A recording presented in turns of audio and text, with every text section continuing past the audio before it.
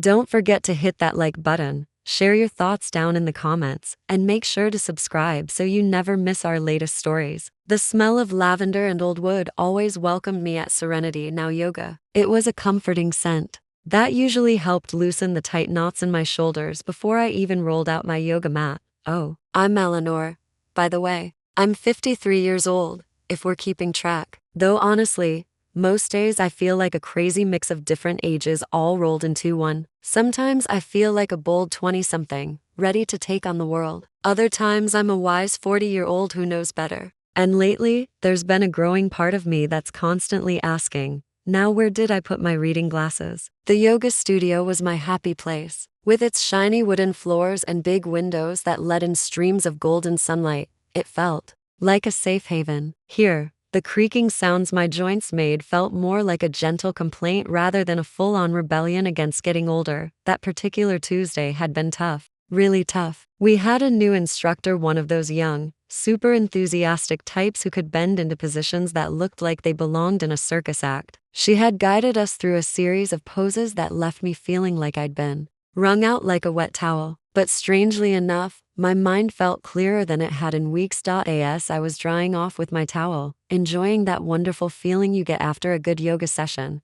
my phone started buzzing in my bag. The ringtone sounded almost apologetic, like it was sorry to interrupt my peaceful moment. It was my friend Carol calling. Oh, Eleanor, sweetie, I am so sorry. Her voice came through the phone like a whirlwind of panic and love mixed together. My car has decided to play dead right in the middle of the grocery store parking lot. It's just sitting there like an expensive piece of lawn decoration that doesn't even look good. I'm completely stuck, and I know I was supposed to come pick you up. I leaned against the cool wall near the studio's front desk, unable to stop myself from smiling despite the inconvenience. Carol's car troubles were famous among our group of friends. Her car broke down more often than a soap opera character had dramatic moments. Don't worry about it, Carol, I said, trying to sound calm and understanding. These things happen to everyone. Is your ice cream melting in the car? That's honestly the least of my problems right now, honey, she replied with a nervous laugh. But what about you? How are you going to get home? I feel terrible about this. I'll figure something out, I said, already running through my options in my head. A taxi would probably take forever to arrive, and the bus route to my neighborhood was so long and winding that I'd probably get home sometime next week. Maybe I'll just try to fly home. I did manage to hold that Warrior 3 pose for a whole 10 seconds today, so clearly I'm developing superpowers. Carol let out one of her trademark raspy laughs. You're absolutely amazing. You know that? Look, I feel horrible about leaving you stranded, but I might have a solution for you. It's a bit of a long shot, and it might be a little awkward, but would you be open to hearing it? Now I'm curious, I said, settling in more comfortably against the wall. Tell me what you're thinking. Well, you remember my son Liam, right? He's been staying with me for a few weeks, helping me go through all of his dad's old workshop stuff. He just finished running some errands somewhere near your yoga place. I could call him and see if he'd be willing to swing by and give you a ride home. Liam? Yes, I remembered him. I'd met him several times over the years, mostly at holiday parties or the occasional backyard barbecue. He had always seemed like a good kid. I remembered that much. Quiet and polite, with his father's gentle, kind eyes and a mess of dark hair that always looked perfectly messy, like he'd just run his fingers through it. The last time I'd seen him, he was probably fresh out of college, all eager ambition and nervous energy, like a puppy that hadn't quite grown into its paws yet. Now he'd probably be closer to 30, I figured. A real adult with a real life. Oh, I wouldn't want to bother him, I said, and I really meant it. There was something that felt strange about asking a friend's child for a favor, even if that child was now a grown man. It felt like crossing some invisible line I couldn't quite name. Nonsense, Eleanor, Carol insisted, and I could practically hear her waving her hand dismissively. He doesn't have anything urgent to do, and honestly, it would probably be good for him to talk to someone who isn't either his nagging mother or a pile of dusty old tools. Let me just send him a quick text. He's such a sweetheart, he won't mind at all. Fair warning though, he's driving his dad's old pickup truck, so it's not fancy, but it definitely runs. Before I could say another word to protest, she'd already hung up with a cheerful, "He'll call you if he can help. Love you, hon." I sighed, feeling a mixture of amusement and nervousness. The idea of Liam, this young man I barely knew, coming to pick me up felt odd. Not bad exactly, just unexpected. Like when you're expecting vanilla ice cream and someone hands you chocolate instead. Not wrong, just different from what you were prepared for. I gathered up my yoga bag and my water bottle, the scent of lavender now mixing with the faint smell of my own post-workout glow. I stepped outside the studio and into the late afternoon air. The sun was starting its slow journey toward the horizon, painting the sky in beautiful shades of orange and soft purple. The air was warm and pleasant, carrying the distant sounds of city traffic and the closer chirping of sparrows getting ready to settle in for the night. My phone buzzed again just a few minutes later. The caller ID showed a number I didn't recognize. "Hello," I answered.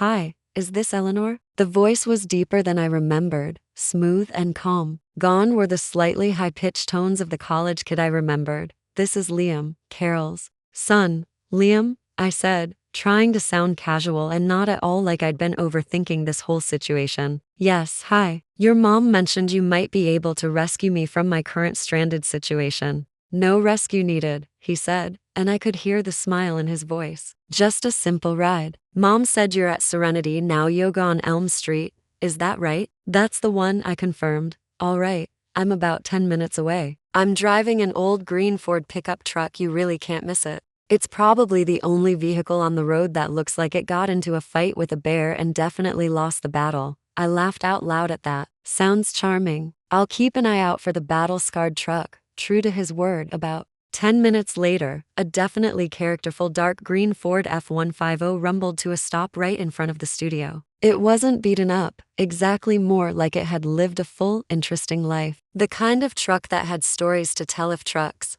could talk. The driver's side window was already rolled down, and Liam was leaning across the wide bench seat, offering me a smile that was instantly familiar yet somehow completely different from what I remembered. His dark hair was still perfectly messy, but now there were a few threads of silver at his temples that caught the afternoon light just right. He still had his father's kind eyes, but there was an added layer of thoughtful observation that I didn't remember from before. Something deeper, more settled. He was wearing a simple gray t-shirt that showed off surprisingly well-defined arms. The kind that come from real work, not just gym sessions. His hands on the steering wheel looked capable and steady, like they knew how to fix things and build things and handle whatever came their way. This wasn't just Carol's son anymore. This was a man who carried himself with quiet confidence. Someone who had grown into himself in all the right ways. "Eleanor?" he asked, his voice carrying easily over the truck's gentle rumbling. "That's me," I confirmed, walking toward the truck. "Thanks so much for doing this. You're absolutely saving my day." He reached over and pushed the passenger door open from the inside. "Happy to help. Hop on in." Mom was practically having a complete meltdown about leaving you stranded. The truck's interior was surprisingly clean and well-maintained. It smelled faintly of old vinyl, coffee, and something outdoorsy like pine trees after rain. The bench seat was wide and covered in worn but comfortable-looking fabric that had clearly seen years of use but had been well cared for. As I settled in and clicked my seatbelt, I noticed a well-loved paperback book tucked into the door pocket. It looked like some kind of history book, its pages soft and worn from being read multiple times. So, I began as he pulled smoothly away from the curb, his driving as calm and steady as everything else about him seemed to be. "Your mom mentioned you're in town helping with your dad's workshop? That sounds like a pretty big job." His father David had passed away a couple of years ago. He'd been a kind, steady man, the perfect balance to Carol's bubbly, energetic personality. Where she was like a sparkler, bright and explosive, he had been like a warm, steady campfire. Liam nodded, his eyes focused on the road but his expression softening with memory. "Yeah, it really is a big job. Dad was a collector of, well, pretty much everything. Mostly tools and half-finished projects. It's honestly a bit like being an archaeologist, trying to figure out what he was planning to do with some of the things I'm finding." "I can only imagine," I said, genuinely sympathetic. David was always working on something. I remember Carol mentioning his latest project every time we talked. "He really was," Liam agreed, and there was a note of deep affection in his voice. "It's actually been good, going through everything. It feels like I'm having a very long, quiet conversation with him, you know?" like he's still there, explaining things to me through all the stuff he left behind. His words hit me right in the chest. That unexpected depth, right there in the first few minutes of our conversation. I'd been prepared for small talk, polite questions about my yoga class, maybe some comments about the traffic or the weather. But this felt different, more real, more honest. That's such a beautiful way to think about it, I said softly, meaning every word. He glanced over at me then, a quick look that seemed to be taking my measure, but in a friendly way. Mom always said you understood Dad's quieter side better than most people. I think quiet people often have the most interesting things to say, I replied. They just choose their moments more carefully. He smiled at that, a genuine, unhurried smile that made little crinkles appear at the corners of his eyes. Well, hopefully I won't be too quiet or too talkative during this ride. Mom also specifically told me I should be on my best behavior. I chuckled at that. Oh, Carol, she worries about everything, doesn't she? Don't pay any attention to her instructions. Just be yourself. I paused, then added, where are we headed, by the way? I live over on Maple Drive, near the park. Maple Drive, got it, he said, signaling for a turn with practiced ease. So how was yoga today? Did you achieve complete enlightenment, or just get in a good stretch? The question was light and teasing, and I found myself relaxing into the worn seat of the old truck. The initial awkwardness I'd felt was fading away like the evening light outside the windows. This wasn't going to be strange or uncomfortable after all. In fact, I had a growing feeling that this ride home might turn out to be much more interesting than I'd expected. The old truck continued its steady, unhurried journey through the city streets. Liam drove with easy skill, his hands resting lightly on the steering wheel like he and the truck had been partners for years. We fell into a comfortable silence for a few blocks, just watching the familiar streets roll by outside our windows. It wasn't an awkward silence, more like a natural pause between conversations, a chance to just exist in the moment without feeling the need to fill every second with words. I found myself watching him out of the corner of my eye, noticing things I hadn't caught at first glance. There was a stillness about him, a self-contained quality that was quite different from the restless energy I remembered from his younger years. He seemed more settled in his own skin now, carrying himself with a quiet sort of gravity that spoke of someone who had figured out who he was and was comfortable with that person. So what do you do when you're not digging through your dad's workshop or rescuing stranded yoga enthusiasts? I asked, breaking the comfortable quiet. He glanced over at me, that slight smile playing on his lips again. I'm a carpenter, actually. I make custom furniture mostly, and sometimes I do restoration work on older pieces. Really? I said, genuinely interested and a little surprised. That sounds absolutely fascinating, and it makes perfect sense, given your dad's love for building and fixing things. Yeah, I guess it really is in the blood, he admitted with a small laugh. I always loved being in his workshop when I was a kid. The smell of fresh sawdust, the way he could take a rough, ordinary piece of wood and turn it into something beautiful and useful. There's a certain honesty to working with your hands, you know? A realness that you can't fake. I absolutely do know what you mean, I replied, surprised by how much his words resonated with me. There's such satisfaction in creating something tangible, something you can touch and see and use. My grandmother taught me to knit when I was just a little girl, and I still pick up those needles whenever I need to quiet my mind. It's a different kind of making than what you do, but I think the feeling is probably very similar. Liam nodded enthusiastically. Exactly. It's like a kind of meditation, isn't it? The focus it requires, the rhythm of the work, the way your mind can wander while your hands stay busy. He paused for a moment, then added with a warm smile, Mom still has that slightly lopsided blue scarf you knitted for her years ago. She wears it every single winter. I laughed, surprised and genuinely touched. Oh, my goodness, that lopsided thing. I was just learning how to knit when I made that. I'm amazed it hasn't completely unraveled into a pile of yarn by now. She absolutely loves it, he said simply, and there was such sincerity in his voice. She says it's filled with your good intentions and your friendship, and that makes it more valuable than anything she could buy in a store. His words were so genuine, so free of flattery or politeness, that they caught me completely off guard. This wasn't small talk anymore. This felt like a real conversation with a real person who saw the world in interesting ways. I found myself warming to him more with each mile we traveled together. This wasn't the polite but distant favor I'd half expected him to treat this ride as. He seemed genuinely present, truly engaged in our conversation, like he was actually interested in what I had to say. We were driving through the heart of the city now, past familiar shops and restaurants, past the little park where I sometimes walked on weekend mornings. The sun was getting lower in the sky, casting everything in that golden light that makes even ordinary places look magical. And somehow, sitting in this old truck next to this thoughtful man, who had once been just Carol's quiet son, I felt something I hadn't felt in a long time, a sense of possibility, a feeling that maybe, just maybe, this ordinary Tuesday was about to become something extraordinary. Approaching a part of town I didn't often drive through, a slightly older neighborhood with charming well-kept and mature trees that formed a leafy canopy over the street. The setting sun filtered through the leaves, dappling the road and shifting patterns of light and shadow. Liam said, his voice a little more thoughtful. I've been thinking a lot about Dad's things. It's more than just stuff, each tool, each unfinished project. It tells a story about his passions, his frustrations, even his dreams. I think objects can hold so much of us. I agreed. Memories, emotion. Swan, my mother passed. Going through her jewelry box was like revisiting different chapters of her life. A string of pearls from her wedding day, a kooky enamel pin from a trip she took in the 70s, each one a little key to a memory. Exactly that, he said, his gaze distant for a moment, as if looking at something far beyond the windshield. It's made me think about what we leave behind, not just the physical things but the impact we have, the stories people will tell about us. This was getting unexpected.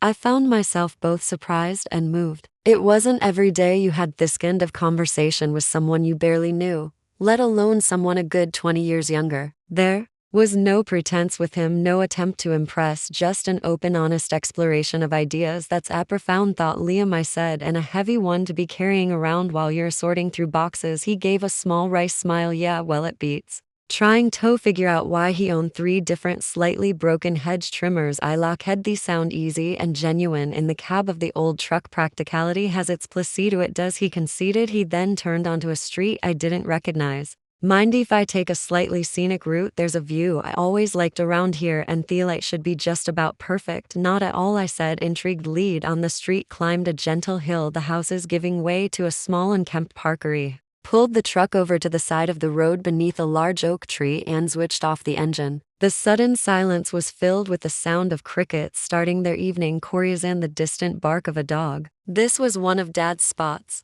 Liam said softly, his voice tinged with a quiet nostalgia. He used to bring me up here sometimes when I was a kid, just to look out over the city. He gestured towards the view below us. The city spread out like a glittering tapestry, the lights just beginning to twinkle on as dusk settled. The sky above was a masterpiece of soft purples, pinks, and fading oranges. It was breathtaking. Oh, Liam, I breathed. It's beautiful. Yeah, he said, his gaze fixed on the horizon. He always said it helped him put things in perspective. All those little lights, all those lives, makes your own worries seem a bit smaller somehow. Wes sat there for a few moments in comfortable silence, watching the day give way to evening. The air through the open windows was cool and fresh, carrying the scent of damp earth and distant woods. There was a sense of peace in that old truck, a quiet understanding that flowed between us, unspoken, yet deeply felt. It was more than just a ride home, no. It was becoming something else, something I hadn't anticipated at all. A connection, perhaps. A shared moment of quiet reflection that felt surprisingly scenic. I found myself thinking about my own life, my routines, the comfortable, sometimes predictable path I usually trod. There was nothing wrong with it, not really, but this chancy encounter, this unexpected detour with Carol's son, felt like a small, invigorating breeze ruffling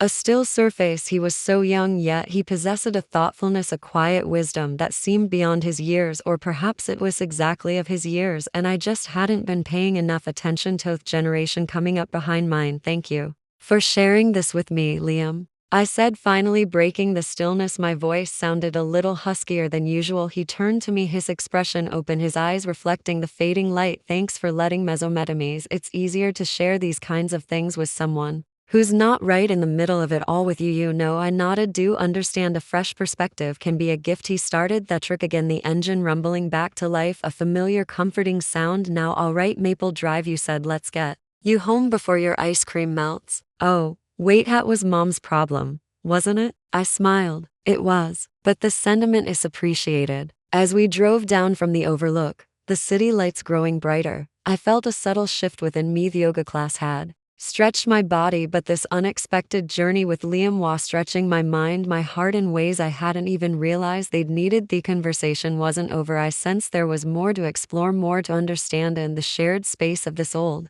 green truck. The initial curiosity had deepened into a genuine interest, not just in him but in the unexpected turns life could take, the surprising connections that could form when you least expected them. The streets we drove through now were more familiar, leading towards my neighborhood. The houses were similar in style, older, well-maintained, with gardens just starting to show their summer abundance. Liam navigated them with an easy familiarity, as if he'd driven those routes many times before, though I suspected he was mostly following memory or a good sense of direction. So this carpentry work, I began picking up the thread of our earlier conversation. Is it something you always knew you wanted to do? He took a moment before answering thoughtfully. Not consciously, I don't think. I loved being around Dad's workshop like I said, but when I was younger I had all sorts of other ideas. For a while I thought I wanted to be an architect, then a writer. I even flirted with the idea of being a park ranger. A tone point, he chuckled softly. I guess I was searching for something that felt real, meaningful, and carpentry feels that way to you. It does, he affirmed, his voice resonating with a quiet conviction. There's a directness to it. You take raw material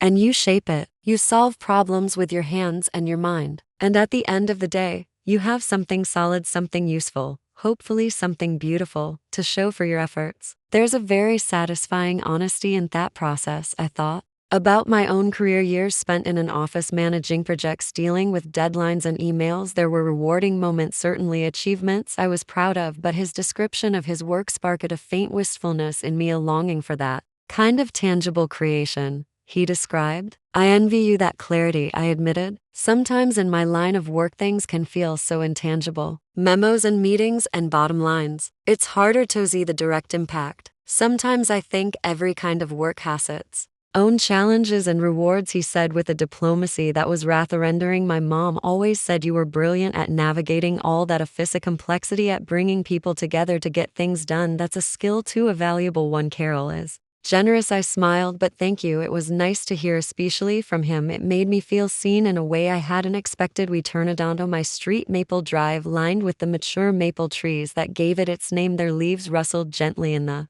evening breeze, a soothing sound. My house was about halfway down the block, a cozy two-story with a porch I love to sit on during summer evenings. So how long are you planning to stay in town? I asked as Sway approached my driveway. Another couple of weeks. Probably, he replied. The workshop is a bigger project than I initially estimated, or maybe I'm just slower than I thought. He gave a self-deprecating smile. Plus Mom seems to enjoy having someone around to boss a little. I'm sure she does. I laughed. She's missed having you around. I know she talks about you often. She does? Hess sounded genuinely surprised. Of course she's very proud of you, Liam. He seemed to consider this, a faint flush rising on his neck. Well, she has a funny way of showing it sometimes. Usually, involves a long list of chores. That's Mother, code for, I love you, and I'm glad you're here, I said, only half joking. He pulled into me driveway, the truck's engine idling with that familiar, comforting rumble. He turned in his seat to face me more directly. The light from my porch lamp, which I always left on when I was out in the evening, cast a warm glow into the cab, illuminating his features, those kindies of his father, yes, but with an intensity and depth that was all his own. Well, Eleanor, he said, his voice a little softer now. We're here. Thank you again, Liam, I said, my hand on the door handle, for the ride and for the scenic detour and the conversation. It was lovely. The pleasure was all mine, he replied, and there was a sincerity in his tone that made my heart feel a little lighter. Seriously, it was nice to talk about something other than rusty tools and what to do with Dad's collection of slightly too short extension cords. Ismold, I can imagine. Perhaps if you find yourself with some free time away from workshop excavation, and you're not already booked for rescuing stranded yogis. I hesitated, then plunged ahead, feeling a surprising boldness. I make a pretty good pot of tea and my porch is quite pleasant in the evenings. His eyes met mine and there was a spark of something in them, surprise perhaps, but also a warmth that was unmistakable. I'd like That Eleanor, I'd like that very much. Good, I said, feeling a little flutter of something pleasant and unexpected. Let me give you my number so you don't have to go through the Carol dispatch system. We exchange numbers, a simple modern ritual that somehow felt more significant in the quiet intimacy off the old truck's cab. As I stepped out onto my driveway, I turned back. Drive safely, Liam. Will do, he said, that gentle smile gracing his lips again. And Eleanor, yes, thanks for understanding. Gone to Dad's spot. And about the quiet conversations anytime, Liam, I said softly, watched as he backed the old Ford out of my driveway, its tail lights disappearing down the street, leaving me standing there in the warm evening air. The crickets chirped, the maples rustled, and the scent of my neighbor's roses drifted towards me. I walked up to my porch, not going inside immediately. I sank into one of my wicker chairs, the one that creaked just so the yoga class felt like a distant memory, now overshadowed by the unexpected journey home. Liam, Carol's son, he was well. He was a surprise, a very pleasant one, thoughtful, articulate, with a quiet depth that I found incredibly appealing. Not in a romantic way, heavens no, it wasn't like that at all. It was a connection of a different kind, of meeting of minds, perhaps a shared understanding that transcended age or circumstance. The "you won't believe what happened" part of that silly mental headline I'd imagined Carol would use suddenly felt rather apartment knit, because anything scandalous or dramatic had occurred, but because something quietly profound had. A simple car ride had turned into an exploration of memory, legacy, and the unexpected way human beings can connect. I felt a sense of lightness, a feeling that something new and interesting had just brushed against my life. And as I sat there listening to the sounds of the evening, I realized I was looking forward to that cup of tea on the porch with Liam, very much so. It felt like the beginning of an unexpected and rather wonderful friendship. I went inside a little while later, the house quiet and welcoming. I made myself a cup of herbal tea, not the robust kind I'd offered Liam, but something soothing for the end of the day. As I sat at my kitchen table, the events of the late afternoon and evening replayed in my mind, the initial slight awkwardness of waiting for Liam, the sight of that characterful old truck, his easy smile, the way our conversation had flowed so naturally from his father's workshop to the nature of creative work, though. That beautiful shared silence at the scenic overlook. It was rare I mused to connect with someone so readily, especially someone from a different generation. There was often a gap, not necessarily in understanding, but in shared experience or perspective. Yet with Liam it hadn't felt that way. He possessed an emotional intelligence, a maturity that belied his years, or perhaps was perfectly in keeping with a man who worked with his hands and thought deeply about the world. He had listened, truly listened, when I spoke, and he had shared his own thoughts with an openness that was both refreshing and disarming. There was no artifice about him, no attempt to be anything other than what he was, and in turn I felt I could be completely myself with him without usual social filters one sometimes employed. That moment at the overlook when he spoke of his father and the idea of putting worries into perspective, that had resonated deeply. How often had I let small anxieties consume me, forgetting to step back and see the larger picture? His simple act of sharing that spot and his father's wisdom felt like a gift, and my invitation for tea, it had been spontaneous, a genuine desire to continue the conversation, to nurture this net connection. His acceptance, equally genuine, had warmed me. It wasn't about age or him being my friend's son. It was about two people who had found a comfortable, interesting space in each other's company. I thought about personal discovery. I'd gone to yoga seeking flexibility and peace, and in a way, I'd found a different kind of opening, an openness to new connections, to perspectives that could enrich my own. Liam, in his quiet way, had prompted me to reflect on my own life, my work, the things I valued, not through any direct questioning, but simply by being himself and sharing his own journey. There was a subtle tension, too, not an uncomfortable yin, but the gentle hum of something new and unmapped. What would this friendship, if that's what it was to become, look like? I wasn't